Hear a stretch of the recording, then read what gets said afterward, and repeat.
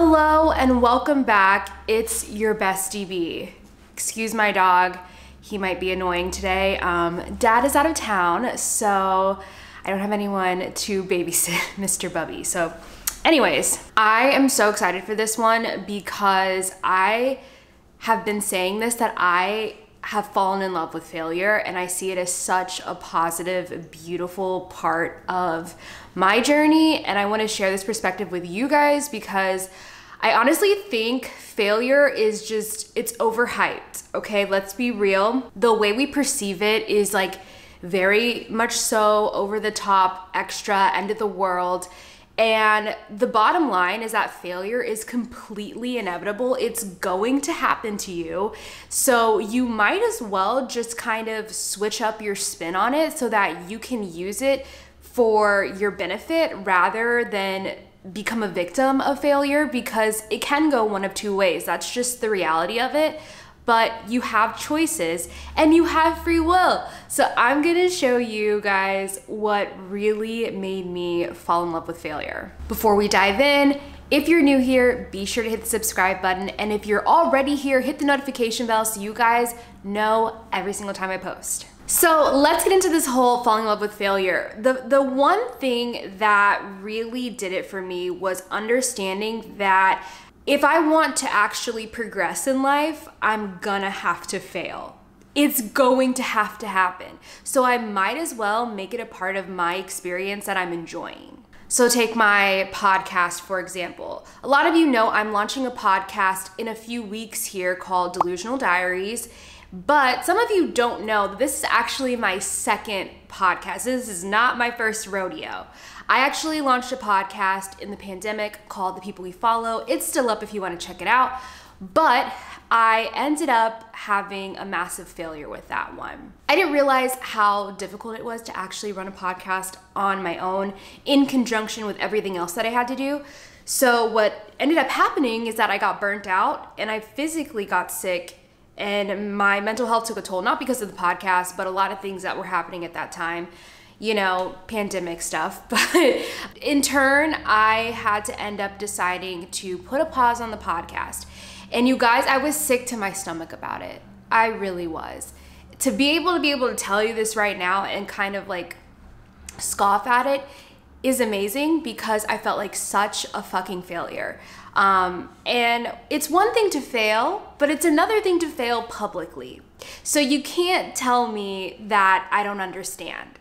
I have thousands of people watching what I do at any given moment on the internet. My face is all over there. So when stuff like this happens, I feel like it's a little bit harder for me to not be so mean to myself because I feel embarrassed on top of the failure, right? But I'm looking back and I'm like, I'm about to launch another podcast. And if it hadn't been for such, quite frankly, a shitty experience, I wouldn't have the tools to be ready to launch this podcast, which I am absolutely sure is gonna be so much better than the first one. If you guys like The People We Follow, you're going to love the Delusional Diaries. And there's so much more I'm able to give you with this because I learned who I need to hire for help. I learned what my limits were, what my boundaries needed to be, how to ask for help, how to speak up and advocate for myself better because I don't wanna go through that again. And doing it publicly made me really want to get my shit together. So I couldn't get better without it though. So I'm thankful for that experience. Sure, in the moment I was seriously embarrassed and I bet some people had something to say about that. But now I can create something from that. I chose to create something from that. Do you see? I definitely could have said podcasts just aren't my thing. You know, I could have done that and that is a lot easier, don't get me wrong. However, the truth is I loved podcasting. I think it's one of my favorite things to do outside of YouTube. So I would be lying to myself to try to convince myself that I'm just not good at it. I didn't try enough. I didn't try again. And I'm gonna try a million more times if I have to because I love podcasting and that's all that matters. And if something doesn't work out, now I don't see it as a big fucking deal. Move on and just learn from it. So I'll get to my other points on this later, but all in all, my podcast is a great example of that. I understand what it's like to fail and fail publicly and fail big and loud in front of so many people that, you know, You don't know how they might perceive you, but I'm here to tell you, who cares? Who cares? Take the lesson, run with it, and make something even more beautiful from whatever failure that happened to you. Ooh, okay. You know what? This one might be a little too heavy for some of you, but I'm gonna say it anyways. Your fear of failing is more detrimental than failure itself. Do you hear me? Do you hear me? The fact that you are so fearful of failing is actually worse than failing, okay? Because you're so afraid to fail, you won't even try things out. You don't even know half your potential because you won't give yourself space to even go there. I can't live with that. For me, fear of failing was an issue for a while, but the fear of not knowing what my potential could be was worse. Take yourself to 97-year-old version of you. Not to be morbid, but think about your last few days on earth, okay? Do you think you're going to think about whatever little failure happened and be like, oh man, I'm so glad I didn't try that because that failure would have been so awful, I would have never recovered from it? Do you think when you get to the end of your journey, you're gonna look back at these fears of failing and be proud of that? You're not. I promise you, you won't. I don't know what it's like to be in my end days, but I can picture that I definitely don't want to be wondering what I could have been, what I could have done. Like I said, I'm not trying to get dark with you, but I'm just trying to help you guys understand your life and your time is irreplaceable. You have one shot here, so do whatever the fuck you want. Literally, who cares? I would rather fail and fail tremendously and be able to say, well, bitch, I tried, it didn't work out, on to the next thing. Like, stop making failure such a big deal. It's really not a big deal. There are so many things in this life that you can try, and you're never gonna know what's your thing, what you're good at, what you could be better at, if you're sitting there being so fearful of even taking a step in that direction. I can't live with that feeling. So throughout my journey, I've seriously failed so many times with social media. And I've said it before, I will say it time and time again. I can edit my failures out, but you know damn well I'm gonna tell you about them. If you ask me, I'm very transparent about that stuff. But don't think for 1 second that like the version of me you guys see on YouTube, me going to hang out with Netflix in London, going to New York with NARS, I didn't get there without tremendously failing first. And now I'm here having these opportunities, but they didn't just fall out of the sky for me. I had to work really hard for them and I had to make a lot of mistakes. But if I was so fearful of trying, or this part, if I was fearful of what everyone else thought about me, I would not be here today. And I think that's a big piece of it. That was a big issue for me when I first started with social media. My platform was slowly growing. Especially the worst ones were the people I grew up with. They were the ones hating the hardest, okay? And that hurt me so bad and made me afraid to fail because I felt like I was affirming that they didn't believe in me. And that shit sucked. But we'll do a whole nother episode on how you break up with those fake ass friends because that is gonna hold you back. Those people don't care about you, so stop holding yourself back for people who don't give a fuck about you. Do what you wanna do, live the life you wanna live, you're gonna fail and it's okay because you are still more brave than half the people talking shit about you. You are. Another reason I absolutely love failure is because what I've noticed, at least in my experience, is that failure is often coupled with some kind of breakthrough. For me, I've had to hit rock bottom in order to have like a massive breakthrough. And I've thought about like, why does this happen for me? And one, I know that I choose to use my failures to get me to a breakthrough, and that's a choice that I make. But also, I think that when you are so at rock bottom and you are out of options and you are out of excuses, you get to a place where you literally have to force out this creativity and this confidence. So you guys know that I started out in corporate America. I was a corporate baddie for a hot minute.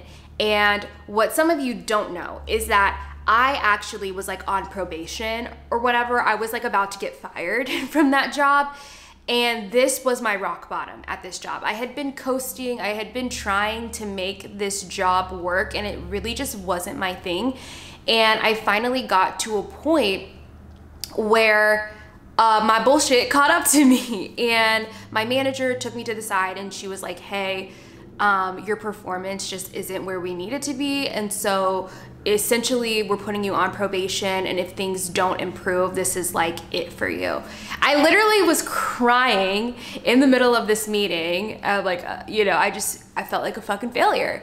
And it wasn't that I wasn't trying at that job. I felt like I wasn't highlighting any of my strengths. I wasn't like in the environment that supported my strengths. I'm a creative ass woman. This is what I should have been doing, but I didn't know yet. So I was trying to force myself into a space I didn't belong in. And one thing that I believe in is that if you're not in the right place or situation or circumstance, the universe is going to force you where you need to be. And that's what was happening, but it didn't feel like it at the time. It felt like everyone's attacking me. I'm such a stupid woman. I'm a failure. Like, my parents are gonna be so disappointed in me. It felt awful. But looking back, I'm like, holy shit, thank God that happened, because I was being forced into the direction I was meant to go in. So hitting rock bottom within corporate America was coupled with a breakthrough for me, because one, I was able to take a step in the career path I was supposed to. Once I left that corporate space, I actually went to a marketing agency, which was a much better fit. And from there, I was able to go even more creative. And then I finally made the jump to go full time. But that breakthrough was accepting that I was not in the environment I was supposed to be in. And it had nothing to do with my intellect. It had nothing to do with who I am as a person. I'm still smart. I'm still a lot of things, but also I have to support the strengths that I do have and work in that direction. So with failure comes a breakthrough. And so when a failure is in your way, get excited about that and lean into it. And when you can get through the emotions of failing, try to actually see the failure for what it actually is. It's redirection, okay? It's just an opportunity to pivot your path and figure out what the next best option is for you. Have a pity party, have your 1 or 2 days of sulking, but stop, cut it off. Move on. It's time to analyze, what do you need to do? Where do you need to be? We don't need to stay in that for a long time, okay? Because it's not as big of a deal as you're making it. And I promise you, go back to your future self and be like, am I going to care about this when I'm 95? No. I think the only thing I'm going to care about when I'm 95 is like probably to-go applesauces and like cozy socks. Like, that's gonna be a fucking vibe. I wanna go out as comfortable as possible. So no, I'm not gonna be thinking about a stupid ass corporate job I had when I was 24 years old. Move on. So kind of piggybacking off of what I just said with failure being coupled with breakthroughs, also failure is very much so coupled with lessons, okay?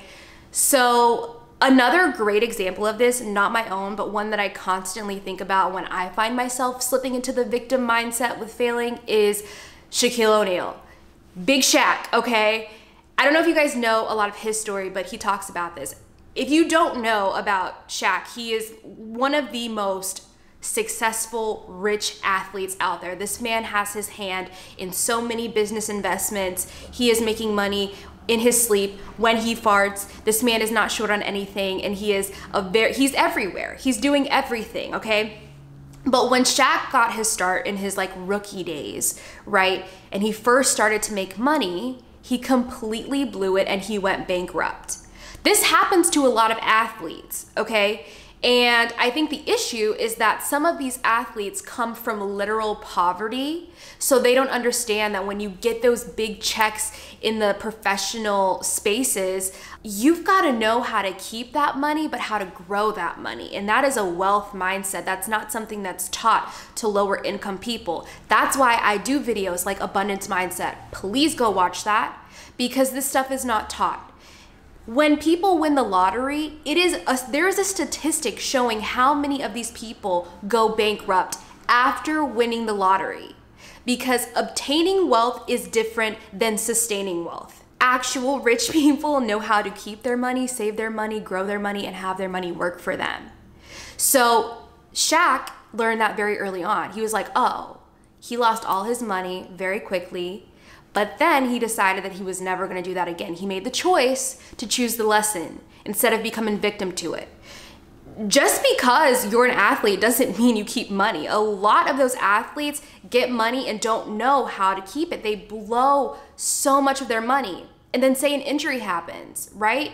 And their career is literally over and they have nothing to show for it because they didn't know how to be financially savvy. This is a major way that you could take the lesson instead of taking the L. But I always think about that because now you look at Shaq, he is literally one of the most successful people, successful black men out there.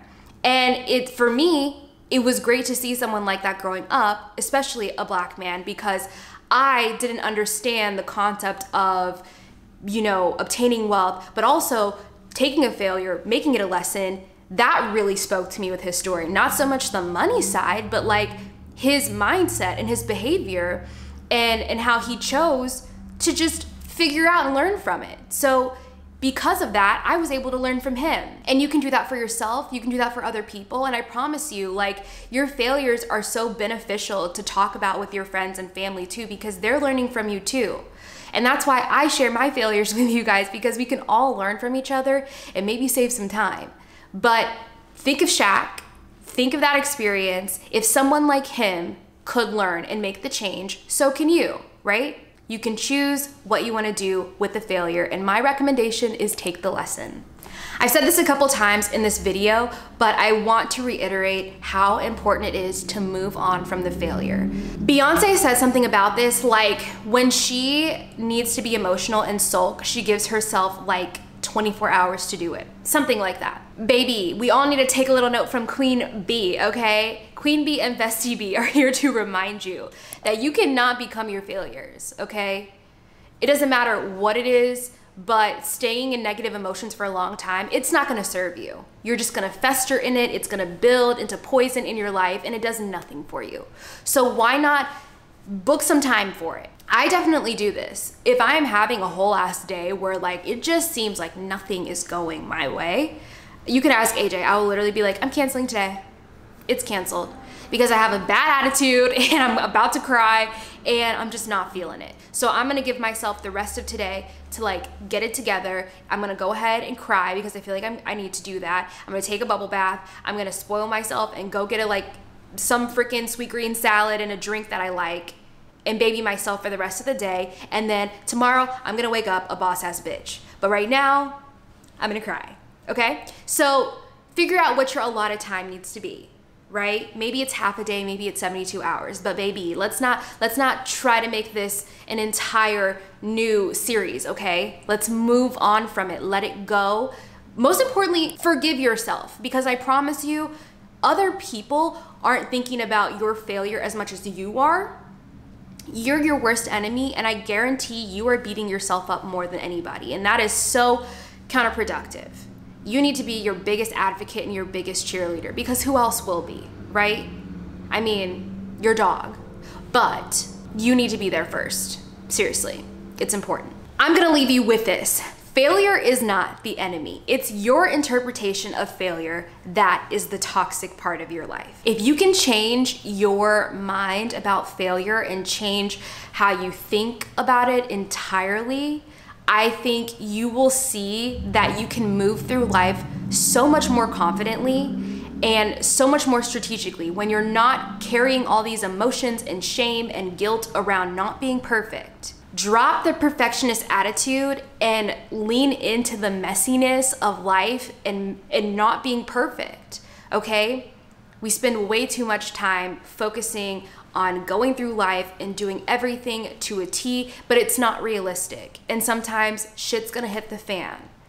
If you mess up somebody else's progress, apologize for it, figure out how you can fix it and move on from it. And like I said, forgive yourself. Forgive yourself. I hope if you made it to the end of the video that now your perception on failure is a lot better than when you started this video. If you have any tips and tricks for just allowing failure to not be such a big deal in your life. I would love to see them in the comments, or let me know which of these was super helpful to you. I personally use all of them, which is why I'm sharing them with you, but I seriously encourage you to try this and refer back to this video when you find yourself in the victim mindset of just feeling really bad about some failure you had. Seriously, come back to this video, save it. I think it's one of those that you'll need to refer to here and there. If you like this video, hit the thumbs up and don't forget to hit the notification bell on your way out. You can also follow me on Instagram, TikTok, Twitter, all the things at heybriajones. But love you guys and see you next week.